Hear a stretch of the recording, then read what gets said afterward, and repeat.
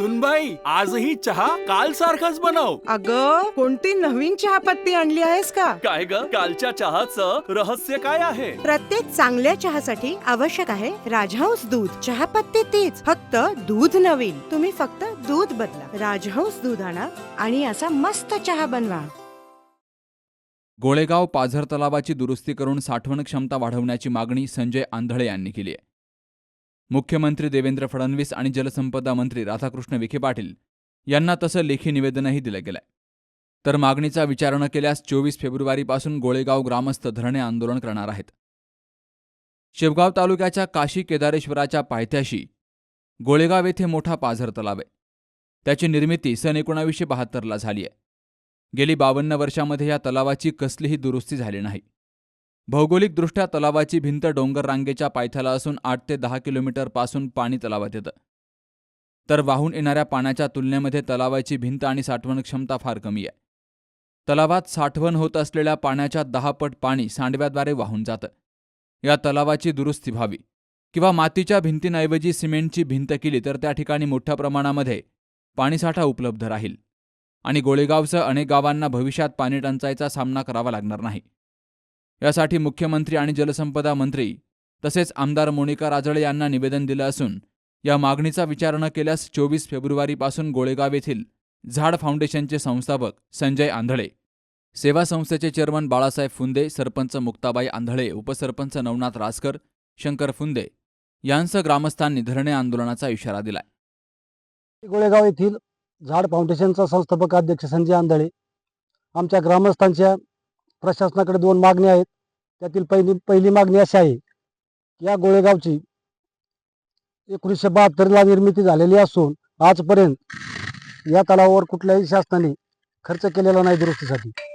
आमची मागणी आहे या तलावाची साठवण क्षमता वाढवा, मातीच्या भिंतीऐवजी सिमेंट कॉन्क्रीटची भिंत उभारा आणि नदीपात्रात पाणी सोडण्याची सुविधा उपलब्ध जर केली तर गोळेगाव, बोदेगाव, लाडजळगाव येथील हजारो शेतकऱ्याचं क्षेत्र, हजारो हेक्टर क्षेत्र ओलिताखाली येईल.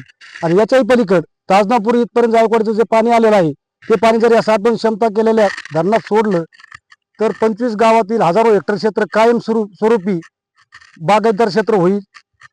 आणि त्यानंतर दुसरी मागणी आमची अशी आहे की गोळेगाव येथील भूगर्भातील पाणी पातळी 50 फुटापेक्षा 25-30 फुटावरच आहे. तरी देखील भूजल सर्वेक्षण आणि विकास यंत्रणेने ह्या गावाचा समावेश सुरक्षितमध्ये न घालवता अंशतः सुरक्षितमध्ये घातल्यामुळं इथं आम्हाला अनुदानित विहीर घेता येत नाही. त्यामुळे शेकडो शेतकऱ्याला विहिरीच्या लाभापासून वंचित राहावं लागले आहे. या दोन्ही मागण्या घेऊन आम्ही येत्या 24 फेब्रुवारी रोजी या ठिकाणी सामुदायिक धरणे आंदोलन सुरू करत आहोत. याची सर्व प्रशासनाने आणि शासनाने नोंद घेऊन आमच्या कामाची कार्यवाही करावी ही आपल्या माध्यमातून मी शासनाला विनंती करीत आहे. हा आमचा तलाव 1972 मध्ये झालेला आहे. तो एकदम छोटा आहे. आम्हाला पाणी लांबून 10 किलोमीटर वरून या तलावात येतं, पण त्याचा उपयोग होत नाही. तलाव छोटा आहे व पाणी भरपूर वाया जात आहे. त्या पाण्याचा आम्हाला कुठल्याही शेतकऱ्याला काही उपयोग होत नाही. ते पाणी डायरेक्ट नदीला वाहून जातं. आणि याची जर साठवण क्षमता वाढवली शासनाने, याच्यात काय फक्त याला कमी खर्चात भरपूर साठा वाढवत येतो. याच्यात आम्हाला काय पुढे क्षेत्र अधिग्रहण करावं लागत नाही, काय नाही. हा याच्यात फक्त पाण्याची उंची वाढवली तर आम्हाला भरपूर पाणी होईल आणि 20-25 गाव आमच्या ओलिताखाली येतील. त्यामुळे एवढे शासनाने आमच्याकडे दखल द्यावी, नाही तर आम्ही 24 तारखेपासून आंदोलन करणार आहोत. Jayprakash Bagde, C news Marathi, Shevgaon. काल आमच्या किटी पार्टीमध्ये मैत्रिणी विचारत होत्या, फर्निचरसाठी तुझा चॉईस समर्थ फर्निचरच का? कारण समर्थ फर्निचरमधील 70% फर्निचर हे त्यांच्याच वर्कशॉपमध्ये बनवलं जातं आणि म्हणूनच समर्थमधील फर्निचर हे मजबूत आणि लॉंग लाईफ आहे आणि किंमत मार्केटपेक्षा reasonable. Samarth furniture and mall, Gulewadi, Sangamner, Kolhar गोटी हायवे, सुगाव बुद्रुक, तालुका अकोले, जिल्हा अहमदनगर.